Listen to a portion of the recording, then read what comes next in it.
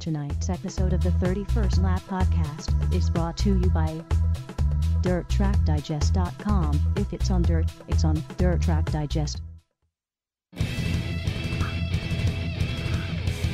This is the 31st Lap Podcast, recorded live in the studios of FingerLakes1.com in downtown Seneca Falls, New York. And now, your host, Chris Marquardt. Good afternoon, good evening. Welcome to episode number 232 from the North Park building here at Academy Square, the FingerLakes1.com headquarters. A big show on deck for the 31st lap tonight. Appreciate everybody tuning in, taking a quick break from their viewing of the Textron World Finals to hang out with us for a half hour or so before you get back over to the racing action from the dirt track at Charlotte. Dave Marcuccilli joining us on the hotline to talk a little bit about his win down at the OneDirt World Short Track Championships held last week down there at the dirt track at Charlotte before the big block modifieds go down there this weekend to wrap up their season alongside the World of Outlaws Sprint Cars and World of Outlaws Late Model Series. Dave is busy at work right now, and this is probably the closest that we've ever had a guest to our location while still having them on the phone. A little bit of a unique situation for us here this evening, but luckily Dave was able to break away a little bit and make some time for us. Dave, man, welcome to the show. Thank you. Thanks for having me. For sure, man. Tell me about that run down in Charlotte. That's a huge feather in the cap, and what a way to put an exclamation point here late in the season.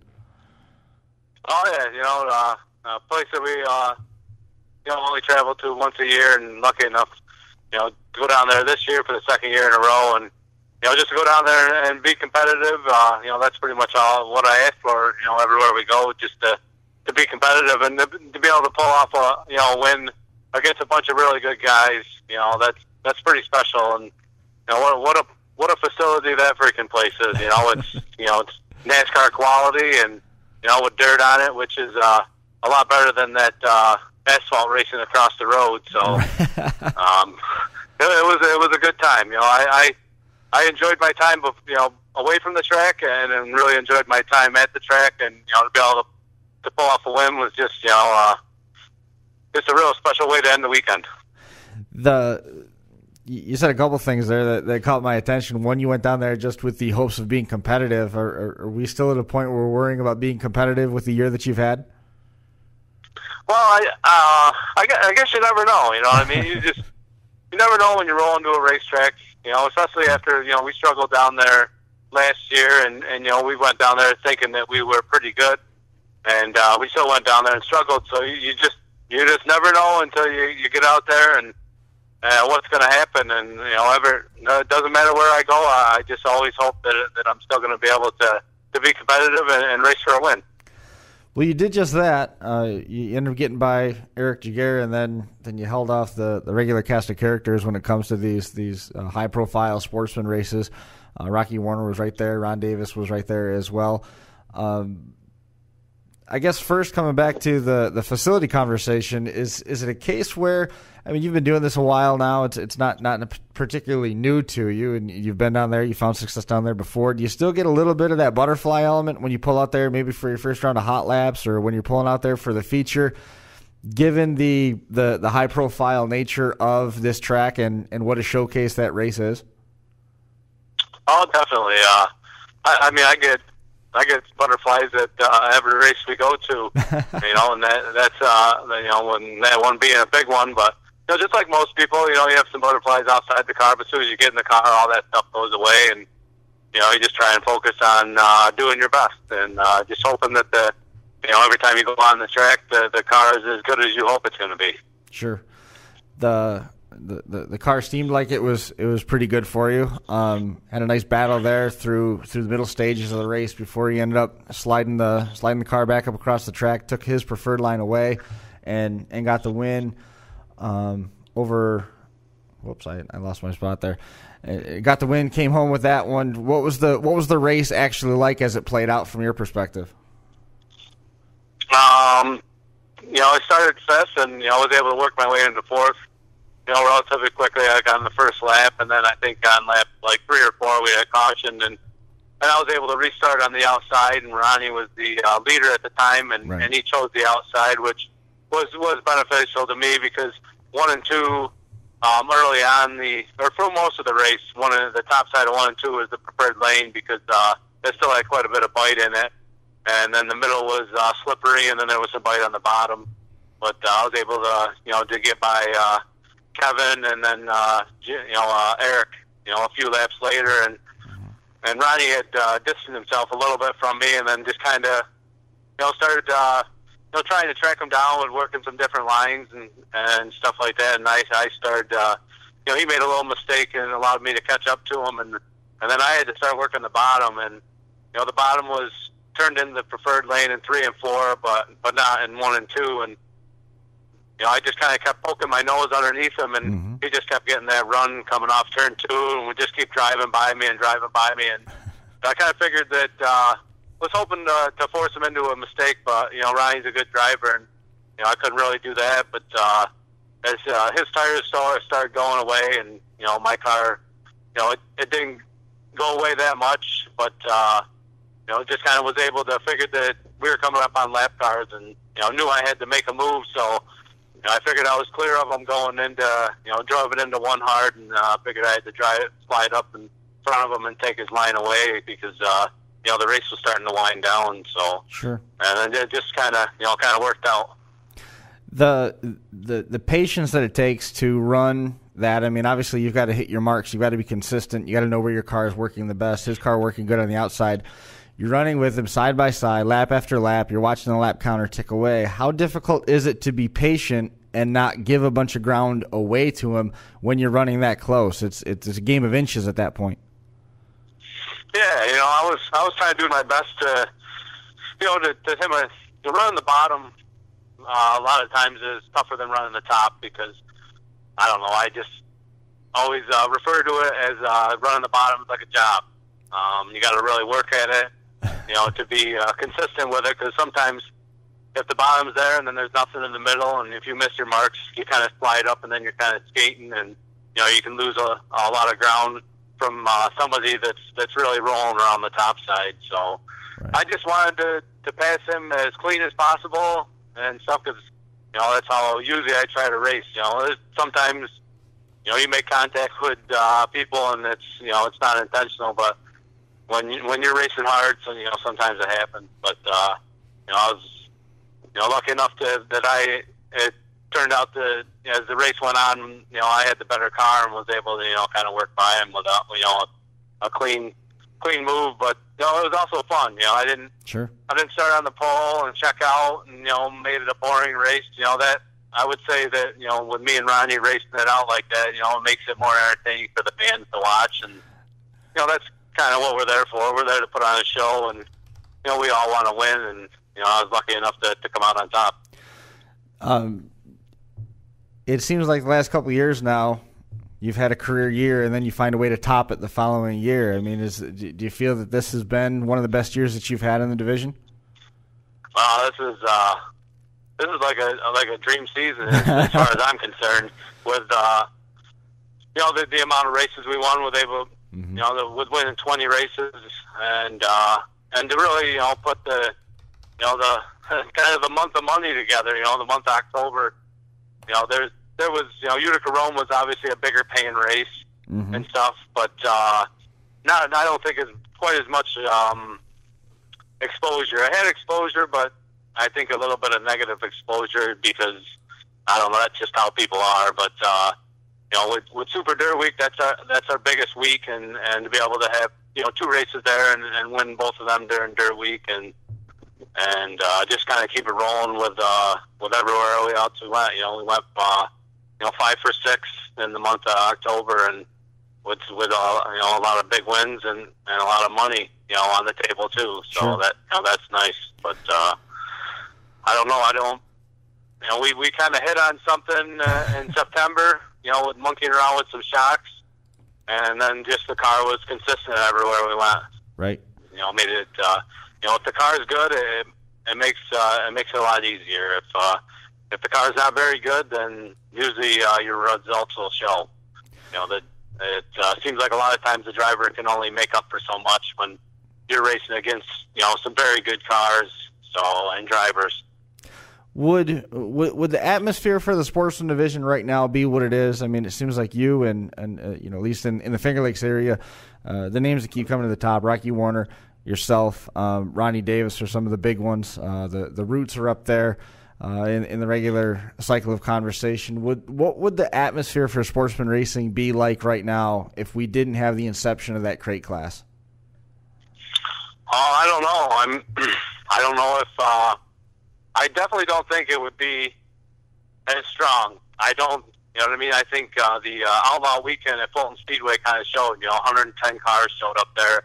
I don't think there's no way you're getting that if there was open motors, because I really think that the costs with just the motor themselves would be out of hand. I mean, some people say the costs with the crate motors are out of hand, but with the crate motor class, a lot of you spend more on the bolt-on stuff than you do the motor itself. A lot of people see a $9,500 motor package, and they automatically assume there's $9,500 in the motor. Right. When they don't realize that the lightweight bolt-on stuff costs more than the motor itself. Jones pulleys and stuff like that are like $1,200. So that stuff's expensive. But that's just the revolution, the evolution of racing, of how it's always become. Just like big block racing. With the price of their motors, it's just how it goes. But me personally, I would say the crates saved the sportsman class as far as the numbers. There would still be a lot of cars, but you wouldn't see the numbers you see now. Would you be the dominant force that you are? Oh, I don't know. Honestly, I wouldn't even be racing sportsman if it wasn't for the crate motor. That's the only reason why I got into it. I wouldn't even be racing. I can almost guarantee I wouldn't be racing right now. I probably would have quit probably eight years ago or something. I would have raced street stocks for a little while and then stopped racing.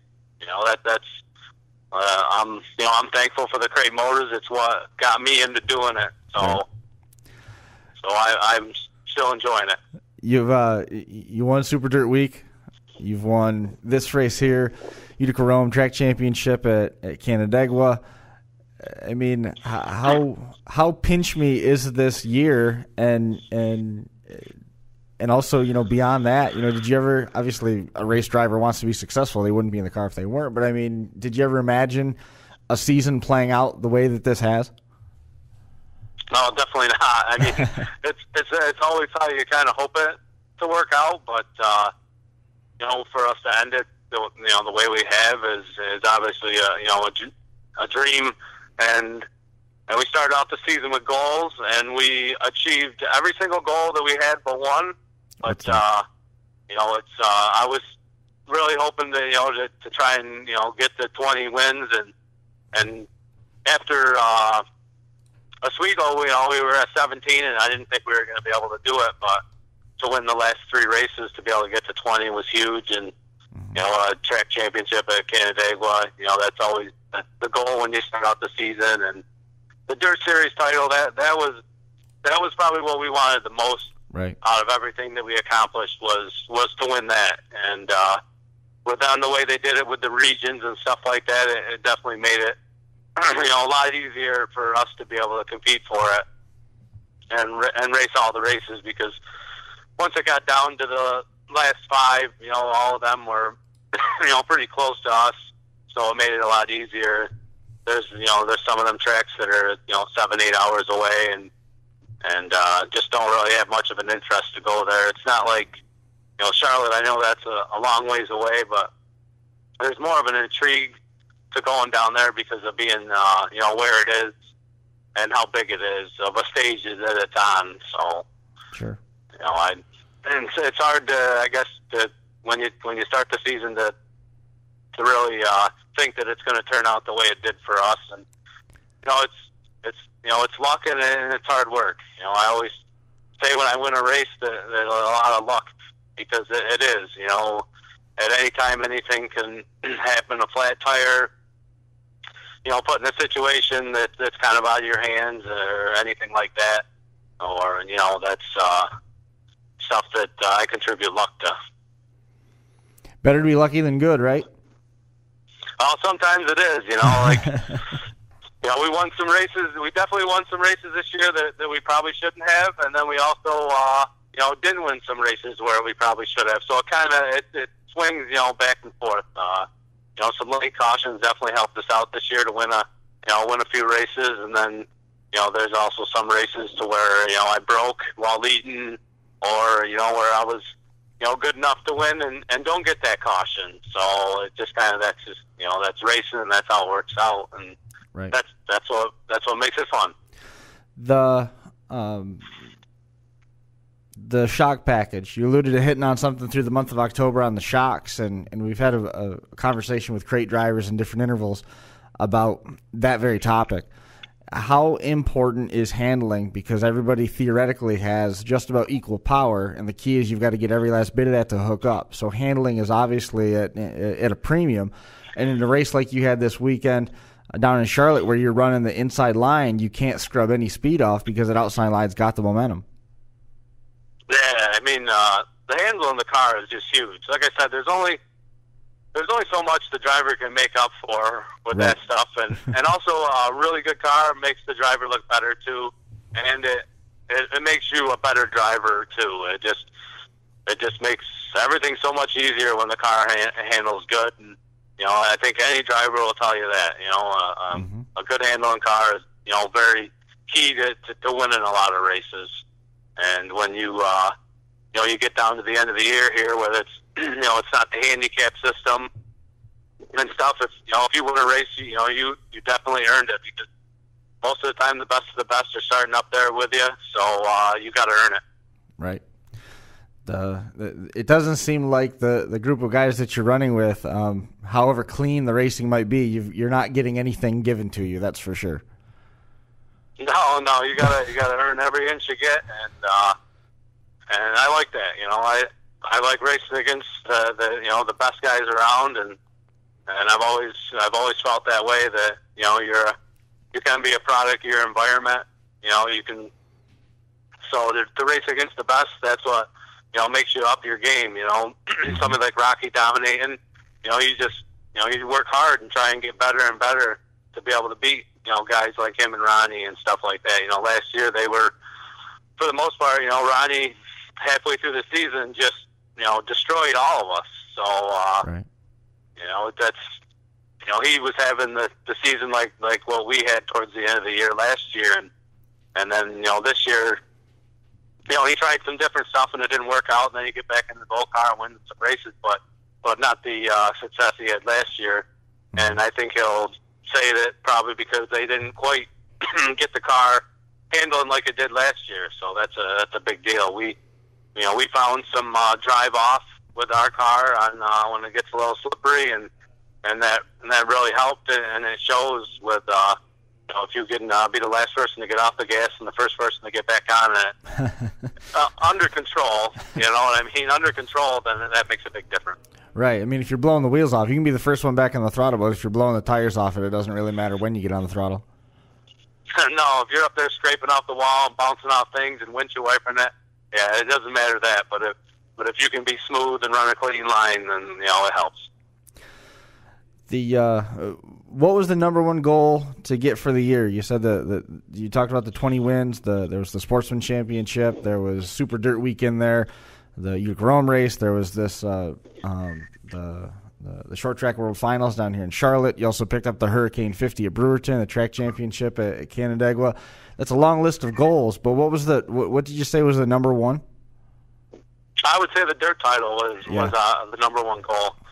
I mean, I guess that was a goal, but up there also wins. Winning races. I always think that I'd rather win races than championships, I guess. Right. But they come hand in hand. If you can win races, then you're going to win the championships also. But we just their series title was definitely I personally at the top of the list. The checklist, or excuse me, the to-do list this year got all the checks that it was supposed to get. So what for 2018? What's next?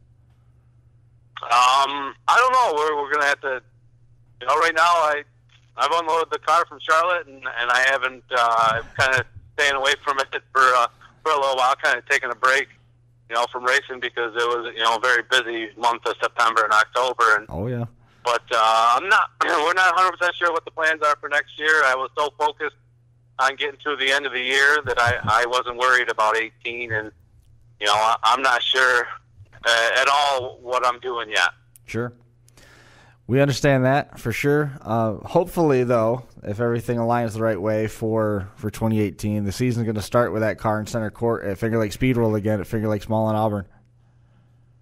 Yeah, we should be there again. All the plans are, we'll be racing next year. We're just not sure in what class, yet.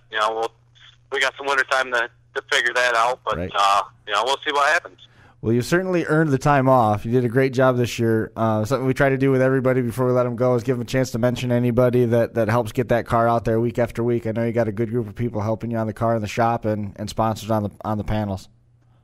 Yeah, I got to thank my wife for always being behind me 110%. With everything I do, and it was a pretty special moment down in Charlotte. When I finished that race, I went across the scales, and then I just sit there and she called me, and her being so emotional that she couldn't talk was a pretty special moment. Right. But it's my dad and my brother. We travel everywhere together, and I couldn't do the racing thing without them. They're the support that's that's not the financial support, but the support that you need to put a race car on the track week in and week out. But the people that help out financially. I got to thank my mom too. She helps out a lot at the shop and stuff. But I got to thank Paige Trucking, Finger Lakes Free Recycling Center, Mohawk Northeast, yep. Michael Air Construction, Mike Bain for the shocks, Bicknell for the race cars. It's just so many people that it takes to put one of these cars out there and be competitive. I need their support. Week in and week out. Well, man, I appreciate you making some time for us tonight. I know I kept you a little bit longer than we had planned, but hopefully you don't get in too much trouble over at work. But it was certainly a season to recognize. Enjoy it this off season, and let us know how things go as the plans come together for 2018, Dave. All right. Thank you for having me on. Dave, man, thanks a ton. We'll see you next time. See ya. There goes Dave Marcuccilli,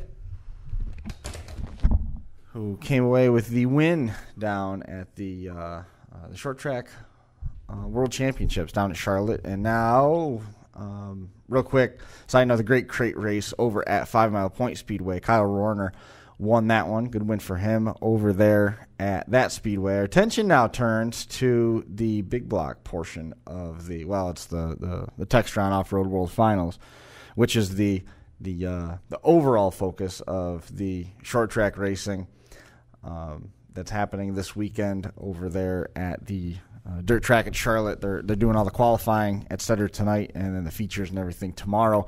The World of Outlaws Craftsman Sprint Car Series, they're in action. Donnie Schatz picked up a win here the other night, so he's got 19 on the year, if you can believe that. 64 top fives, 72 top tens, and he is solidly in front in the point standings right now over Brad Sweet. Brad Sweet 174 points behind him. David Gravel, Darren Pittman, Shane Stewart all in there. David Gravel having a good win, 17 wins for him this year.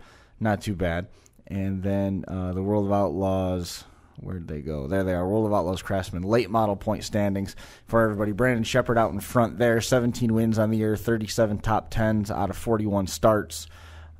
Not a bad season right there for him, and he is a solid 294 points ahead of Chris Madden. Shane Clanton, Devin Moran, Rick Eckert in the top five. Chubb Frank sits eighth right now, and we'll be interested to see how that all plays out for those two divisions. But I mean, for all intents and purposes, the points chase is looking pretty much over for those two classes. They'll be running both Friday and Saturday with features. The Dirt Car Series also running both days, and Matt Shepard comes into this with a chance at setting the record for the most wins in a single season and winning another Super Dirt Car Series championship. He's 30 points up right now on Billy Decker. So, and that's with those features that are set for Friday and Saturday. That's a couple positions on track divided over 2 nights. It's not a stone cold lock, but as good as Matt Shepard is, it's going to be hard to bet against him at this point because it's the same team that he was with last year. And the notebook that they had last year has some pretty good notes in it when he was able to set the most wins in a single season at 12 last year and his run to a championship. So hopefully he can do that. And what a rebound that would be for Shepard after he had to sit out those 2 races over the summer. And then he went on a tear on the Super Dirt Car Series. He's won 60+% of his races on tour since that 2-race timeout. He was as low as 9th in the points, and now he's leading going into championship weekend. So right now, I mean, we're starting to get into that realm where he's 40+ wins, and there's still more opportunities this year. He picked up his 40th win here a couple weeks back when he won over at Outlaw Speedway during Dutch Hope Memorial Weekend. So not a bad season by any stretch of the imagination, but boy, it would be awful sweet to lock up that championship and set the mark for most wins in a single season at 13 after that 2-race suspension. And all the details online. If you jump on the Super Dirt Car Series webpage, all the information on how to watch online is on there. And also you've got all those links as well on the World of Outlaws series for both the World of Outlaws sprint cars and the super late models. Got information coming at me from all sides. I'm trying to work off 2 different computers at the same time and got caught a little bit off guard there. So trying to turn our attention back here. Other winners over there at the OneDirt World Short Track Championship. Kyle Strickler won the 2nd straight UMP Modified Championship for himself. That's $4,000 for him. Jeff Parsons won the Hoosier Racing Tire Dirt Car SCCA Pro Modified Division. And that was in a sweep. He won the top qualifier award, won his qualifying heat, and then he also won the feature pretty handily. And that one led flag to flag. Well, not flag to flag. 25-lap feature. He took the lead on lap 2. Let's see. Jonathan Davenport won the pro late model division, and he led the final 11 laps untouched. The Mintz brothers dominated the mini stock feature. Austin and Justin have swept the top 2 spots each the last 2 years. Justin Mintz winning over Austin this year. Austin won it last year, and again, it was the World Finals on deck this weekend. Short Track Super Series news. They announced a deal with Sunoco Race Fuels and Insinger. Short Track Super Series has a 4-year deal now with Sunoco Race Fuel, offering bonuses to the drivers on the series and those with home tracks participating with the American Racer Cup. So that's going to get some bonus money flowing for those guys. American Racer Cup is going to be part of the home track program, which specifies 13 tracks. There's more than $50,000 in bonuses to be paid out that way if a driver can win the North and South Region point titles and the American Racer Cup. Insinger Performance is going to put up an extra $25,000. So if you start adding all that stuff up together, the Short Track Super Series has $12,500 for the North Region champion, $10,000 for the South Region, plus the $25,000 bonus. That's some pretty serious money. Anybody winning the North or the South title and the American Racer Cup will take home an extra $10,000 from Insinger. If you can win the American Racer Cup, that's worth $10,000. So a grand champion that sweeps all of that could walk away with like $57,500. It's a lot of money. It's a pretty serious payday.